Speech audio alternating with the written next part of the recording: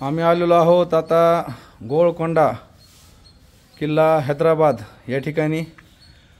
आपल्याला सर्वांना माहित आहे की कुतुबशहाची राजधानी होती, परंतु आपला कधी इतिहास सांगितला जात नाही की 11व्या शतकामध्ये हिंदू राजा काय नाव त्यांचं ताकतिया प्रताप यांनी ह्या किल्ल्याची मूळ बांधणी आणि 250 वर्ष राज्य केलं आणि त्यांनी ही स्थापन केलेली जगदंबा माताची मूर्ती मंदिर आजही या ठिकाणी स्थित आहे।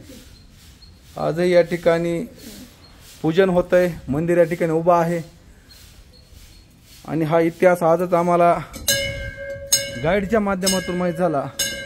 तो ही गाईड हा मुस्लिम आहे, तरी त्याने खूप सुंदर पद्धतीने आम्हाला या ठिकाणी गोळकोंडा किल्ल्याचा इतिहास सांगितला।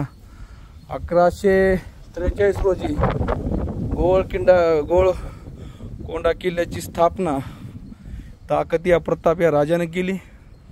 या ठिकाणी तोफा मोठमोठ्या तोफा आहेत। ह्या मंदिराची वरची बाजू सुंदर असं मंदिर आहे।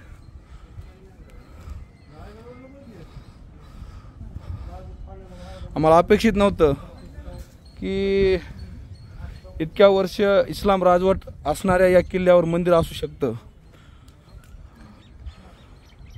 कुतुबशाही, आदिलशाही आणि स्वतः औरंगजेबानं ज्या किल्ल्यावर राज्य केलं, जो किल्ला जिंकला, इथल्या बादशाला 17व्या शतकामध्ये कैद करून देवगिरी किल्ल्यावर नेलं आणि तिथंच त्या बादशाचा मृत्यू झाला, असा इतिहास या ठिकाणच्या किल्ल्याचा आहे। 11व्या शतकापासून ते 18व्या शतकापर्यंत या किल्ल्यावर विविध राजांनी, हिंदू राजापासून ते पार औरंगजेबापर्यंत सर्वांनी राज्य केलं, परंतु माता जगदंबाचं मंदिर या ठिकाणी अबाधित आहे। धन्यवाद। माझ्यासोबत आहेत आमचे रोहन नकाते, समाधान नकाते, दत्ता जगताप, सौदागर नकाते, स्वतः अमोल जगताप, सरपंच ग्रामपंचायत आवरगाव। धन्यवाद।